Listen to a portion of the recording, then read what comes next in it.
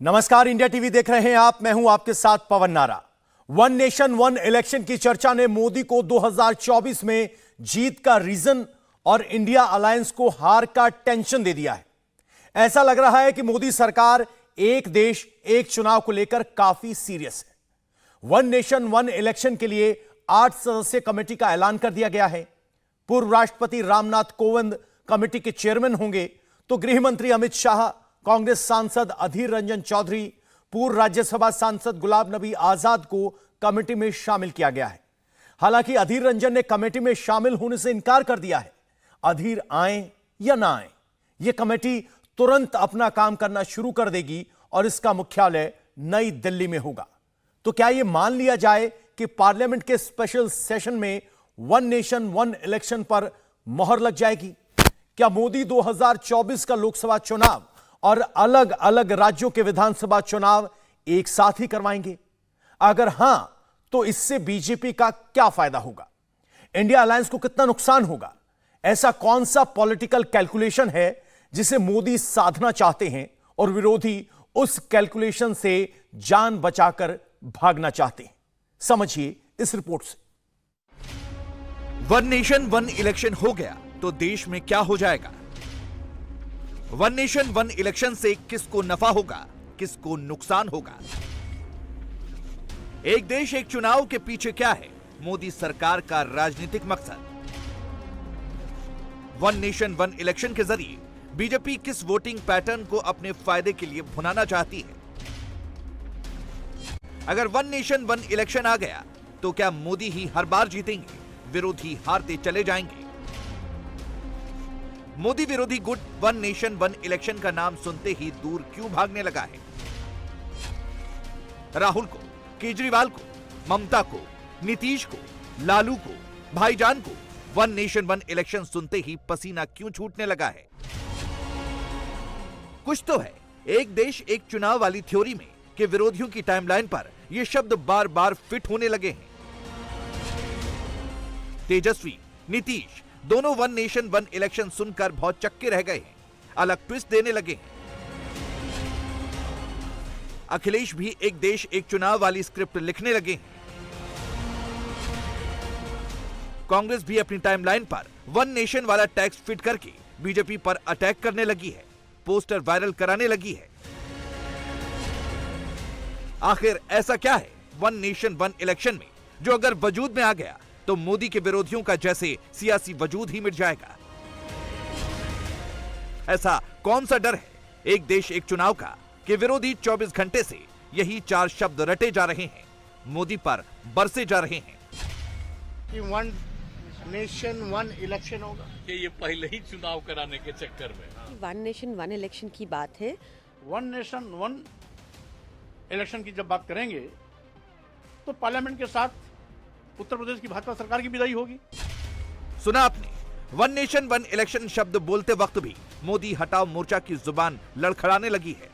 India alliance को अंदर ही अंदर ऐसा क्या एहसास हो गया है कि उन्हें अपना राजनीतिक भविष्य खतरे में दिखने लगा है? क्योंकि अगर ऐसा नहीं होता तो कांग्रेस वाले ये ना फैलाते कि कहीं वन नेशन वन पार्टी का दौर तो नहीं आने वाला। कांग्रेस के समर्थक और उससे जुड़े हैंडल्स ये ना लिखते कि वन नेशन वन इलेक्शन नहीं, ये तो वन बिग टेंशन पैदा हो गई है। कांग्रेस के नेता और प्रवक्ता अपनी प्रोफाइल पर प्रधानमंत्री को वन नेशन वन मिस्टेक न बताते, अपना डर शब्दों के भीतर यूं न छिपाते। ध्यान भटकाने के लिए मोदी की तस्वीर के ऊपर ताने मारने वाले बोल न लिखते। कांग्रेस सपोर्टर्स मोदी पर ओछी और आपत्तिजनक टिप्पणी न करती। विवादित कार्टून शेयर करके देश के प्रधानमंत्री का मजाक न उड़ाते। जब से मोदी सरकार ने पार्लियामेंट का स्पेशल सेशन बुलाया है, वन नेशन वन इलेक्शन का शोर मचा है, तब से मोदी विरोधी गुट की यह बेचैनी सड़क से लेकर सोशल मीडिया तक साफ साफ दिख रही है। आखिर ऐसा क्या है वन नेशन वन इलेक्शन वाली सोच और अप्रोच में कि पूरा का पूरा इंडिया अलायंस अपना मानसिक संतुलन खो बैठा है? जिसके मन में जो आ रहा है वो कुछ भी कहे जा रहा है, लिखे जा रहा है। एक टाइमलाइन से दूसरी टाइमलाइन फैलाई जा रहा है, बस माहौल बनाया जा रहा है। देश की अखंडता, जो देश की जो डाइवर्सिटी है, यही खूबसूरती है जिसको ये लोग अलग अलग करना चाहते हैं। कल भी हम कहें, जो ये बात चल के आ रही है, अब होगा क्या नहीं होगा वो तो कोई क्लूलेस है। कोई भारत सरकार का कोई ऑफिशियल अभी तक तो ऐसा कुछ आया नहीं है कि एजेंडा पार्लियामेंट में क्या होगा। लेकिन भाई चर्चा जो है छोड़ दिया गया है कि 1 नेशन 1 इलेक्शन होगा। तो हमने तो सवाल उठाया ना पहले कि भाई 1 नेशन 1 इलेक्शन से पहले 1 नेशन 1 इनकम तो कीजिए। पहले आर्थिक न्याय तो लोगों के साथ कीजिए। ये बेकार की बातों में कहाँ लगे पड़े हैं, फंसा रहे हैं, कुछ होने वाला है नहीं। ये क्या कर रहे हैं? ये तो चाहते ही है ना कि भाई इन लोगों का कब्जा पूरे देश भर में हो। तो जहाँ भी रीजनल पार्टी है या गैर सरकार गैर बीजेपी सरकारें हैं, वहाँ कब्जा कर लिया जाए। दिल्ली में फलना उल्टा सीधा ऑर्डिनेंस ला करके पास करा लिए कब्जाने के लिए ना। तो वही चाहते कि देश में लोग कब्जा कर ले, राज्यों को खत्म करके खाली केंद्र रहे, और बाद में बोलेंगे कि 1 leader 1 nation 1 leader 1 nation 1 party. कहाँ जा रहे हैं, किस रास्ते जा रहे हैं? 1 नेशन 1 रिलीजन, ये सब बेकार की बातें हैं ना। ये तो हिंदुस्तान को बर्बाद किया जा, संविधान को खत्म करने का प्रयास किया जा रहा है। ये तो धीरे धीरे तो इनके मन में जो बात है वो धीरे धीरे जो है सामने आएंगे। जब आप कुछ फैक्ट्स में हैं, पहले इसे हिस्टोरिकली समझिए। साल 1951 से लेकर 1967 के बीच लोकसभा और विधानसभा के चुनाव साथ साथ हुआ करते थे। ऐसा 1951-52 में पहली बार हुआ, 1957 में दूसरी बार, 1962 में तीसरी बार और 1967 में चौथी बार हुआ। लेकिन यह साइकिल टूटा और एक साथ लोकसभा विधानसभा के चुनाव का सिलसिला भी थम गया। एक देश एक चुनाव से पहला फायदा यह है कि चुनाव में वोटर्स एक ही दिन और एक ही समय पर दोनों यानी लोकसभा के सांसद और विधानसभा के विधायकों के लिए वोटिंग कर सकते हैं। अब सवाल यह है कि अगर 1951 से 1967 तक देश में एक चुनाव हुए तो फिर आज क्यों नहीं हो सकते? और मोदी विरोधी गुट 1 नेशन 1 इलेक्शन तो दूर, इस पर चर्चा को भी तैयार क्यों नहीं दिख रहा? चलिए विस्तार से आपको समझाते हैं। 1 नेशन 1 इलेक्शन की खिलाफत करने वालों का कहना है कि इससे वोटर्स के बिहेवियर पर इंपैक्ट पड़ेगा। सवाल है यह कैसे होगा? क्योंकि वोटर तो राज्यों और देश के चुनाव में अक्सर अपनी पसंद के नेता को ही वोट देता है, फिर चाहे वो किसी भी पार्टी का क्यों ना हो। इसका जवाब एक स्टडी से पता चला है, जिसके मुताबिक अगर लोकसभा और विधानसभा के चुनाव एक साथ होते हैं तो 77% वोटर्स दोनों जगह एक ही पार्टी को वोट करते हैं, जबकि अगर लोकसभा और विधानसभा के चुनावों में 6 महीने का अंतर होता है तो एक ही पार्टी को वोट देने की संभावना 77% से घटकर 61% रह जाती है, जबकि दोनों चुनाव में 6 महीने से ज्यादा अंतर होने पर एक ही पार्टी को वोट करने की संभावना 61% से भी कम हो जाती है। तो क्या बीजेपी 1 नेशन 1 इलेक्शन के जरिए इसी वोटिंग पैटर्न को अपने फायदे के लिए भुनाना चाहती है? राजनीतिक जानकारों का कहना है कि केंद्र के लिए पीएम मोदी का चेहरा सबसे मजबूत है और अगर लोकसभा के साथ विधानसभा के चुनाव भी होते हैं तो इसका फायदा बीजेपी को मिल सकता है, खासकर यूपी, एमपी, राजस्थान जैसे काउ बेल्ट वाले राज्यों में। सिर्फ एक शगुफा है, सिर्फ देश के अंदर प्रजातंत्र को का गला घोटने की एक कोशिश है। अभी तो कमेटी बनी है, 10 दिन के अंदर कमेटी रिपोर्ट भी दे देगी, ऐसा कहीं हमने सुना है, कभी देखा है? और वो भी इतने बड़े मामले के अंदर। सिर्फ और सिर्फ भारतीय जनता पार्टी हार से बचने के लिए इलेक्शन को प्रीपोन कराना चाहती है। केंद्र सरकार ने सेशन बुलाते समय अपना एजेंडा नहीं दिया है। हमारा मानना ये है कि जिस तरीके से इंडिया ब्लॉक तीसरी बार एक सकारात्मक राजनीति को लेकर आगे बढ़ा है, केंद्र सरकार में घबराहट है और ये मानना है कि 5 राज्यों में जो चुनाव है उसमें अधिकतर राज्य भारतीय जनता पार्टी हारेगी। हारने के बाद लोकसभा के चुनावों पे बुरा असर पड़ेगा, इसलिए इन 5 राज्यों के साथ केंद्र सरकार अपने चुनाव कराना चाहती है ताकि केंद्र की पोल राज्य के चुनाव में ना खुल सके। इसके अलावा और कोई एजेंडा केंद्र का नहीं है। लोकसभा और विधानसभा के चुनाव साथ होने पर वोटिंग का क्या पैटर्न देखने को मिलता है और क्या इसका फायदा मोदी सरकार को वाकई मिल सकता है, ये समझने के लिए 2004, 2009, 2014 और 2019 में एक साथ हुए लोकसभा और विधानसभा के चुनावों को शामिल किया गया है। चलिए एक एक करके सबको डिकोड करते हैं। कांग्रेस पार्टी कह रही है मोदी तो डरते हैं, कांग्रेस से घबराते हैं। मोदी कभी भी कांग्रेस मुक्त भारत नहीं कर पाएंगे, ऐसे नैरेटिव बनाए जा रहे हैं।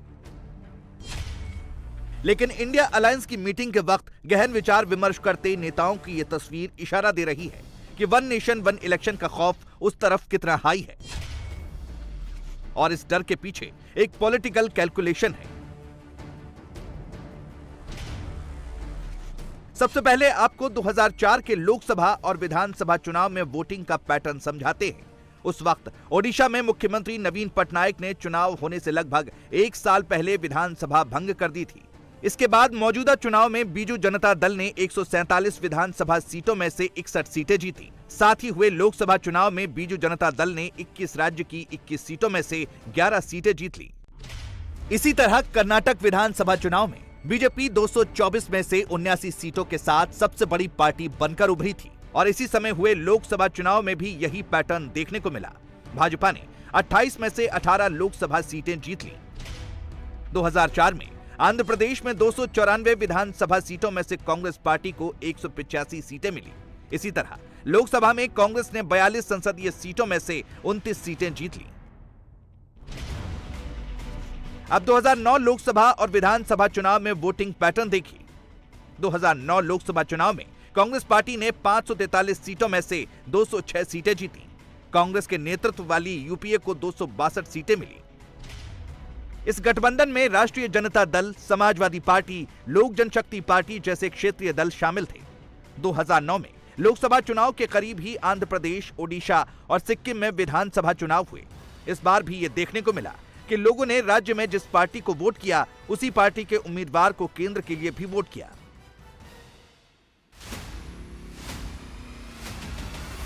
यानी 2009 में इस पैटर्न का सीधा सीधा फायदा कांग्रेस को मिला।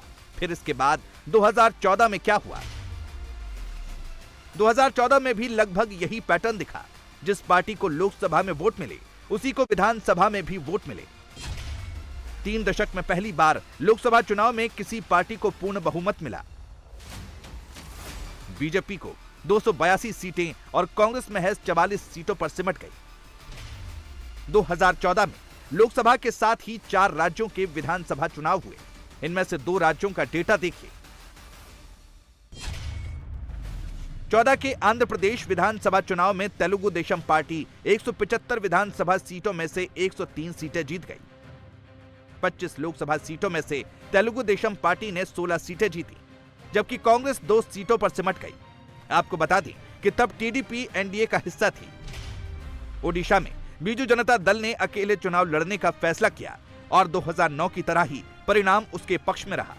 लोकसभा में बीजेडी को 21 में से 20 सीटें मिली। विधानसभा चुनाव में बीजेडी को 147 में से 117 सीटें मिली। यहां भी कांग्रेस 16 सीटों के साथ काफी पीछे रह गई।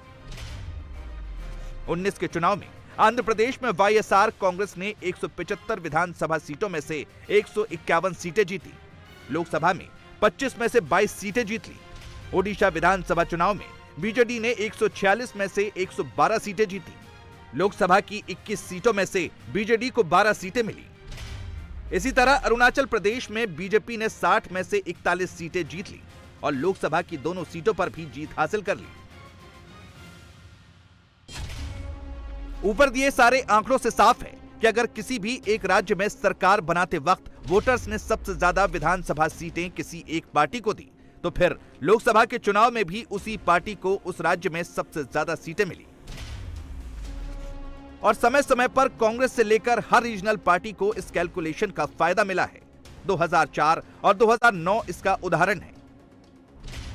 जो चुनाव लड़ने का, और आप जान रहे हैं ना, अब केंद्र सरकार को कर रहा है, तो अब क्या क्या होने वाला है। अब न्यूज में आ रहा है कि अब उसको विधानसभा और लोकसभा सबका बड़ा अच्छा है भाई। ये सब चीज एक के साथ तो पहले होता था। अगर करना चाहते हैं तो ही कहानी किए थे। जनगणना काहे नहीं किए हैं? हर 10 साल पर जो होता था तो आप तो किए ही नहीं जनगणना। ये तो बात होगा हाउस में जो आएंगे प्रपोजल दे के आएंगे और उसी समय ना एक एक चीज कहा जाएगा। क्या हो रहा है? हम तो पहले ही से ना मेरा डाउट है कि भाई देखिए ये पहले ही चुनाव कराने के चक्कर में, क्योंकि इनको लग रहा है कि विपक्ष की एकता हो रही है तब खतरा में वो आ गए, इसलिए जल्दी चुनाव ना हो के बहुत तरह की बात है। तो क्या होगा हाउस में सब चीज का डिस्कशन होगा। हम कह रहे हैं जब भारतीय संविधान के माध्यम से सारी की सारी लोकतांत्रिक प्रक्रियाएं आज तक सकारात्मक दिशा में आगे चल रही हैं तो छेड़छाड़ करने की आवश्यकता क्यों? वन नेशन वन इलेक्शन की जब बात करेंगे तो पार्लियामेंट के साथ उत्तर प्रदेश की भाजपा सरकार की विदाई होगी, यानी मुख्यमंत्री 5 साल के होता है, 1 साल 2 साल में कैसे उसकी छुट्टी कर देंगे आप? तो इसलिए जनता जब 5 साल के किसी को चुनती है तो 5 साल उसका कार्यकाल पूरा होना चाहिए। लोकतंत्र की हत्या नहीं की जा सकती। संविधान हमारी सभी लोकतांत्रिक परंपराओं के संरक्षण के रूप में आज भी सक्षम है। इसलिए नई कमेटी बनाना ये भाजपा के नेताओं के दिमागी फितरत की देन है। हम समझते हैं ये लोकतंत्र को प्रत्यक्ष अप्रत्यक्ष रूप से कुचलना चाहते हैं। 14 और 19 में बीजेपी को भी फायदा हुआ तो क्या इस वोटिंग पैटर्न और वन नेशन वन इलेक्शन का 2024 में भी बीजेपी को फायदा मिल सकता है? पॉलिटिकल एक्सपर्ट्स का मानना है कि एक साथ चुनाव होने से क्षेत्रीय दलों के मुकाबले बीजेपी जैसी राष्ट्रीय प्रभुत्व वाली पार्टी को फायदा मिल सकता है और इसकी 3 बड़ी वजह हैं। लोकसभा चुनाव के वक्त वोटर आमतौर पर राष्ट्रीय मुद्दों पर वोट करता है। स्टडी से साफ है कि 77% संभावना है कि वो एक ही पार्टी को वोट करे। ऐसे में बीजेपी को फायदा मिलना लाजमी है। केंद्र सरकार के पास ज्यादा संसाधन होते हैं, आकर्षक योजनाएं और घोषणाएं करके चुनाव के वक्त वो माहौल बना सकती है। इस तरह वो क्षेत्रीय पार्टियों पर एक बढ़त हासिल कर सकती है। लोकसभा चुनाव के लिए 26 से ज्यादा विपक्षी पार्टियां इंडिया अलायंस का हिस्सा हैं।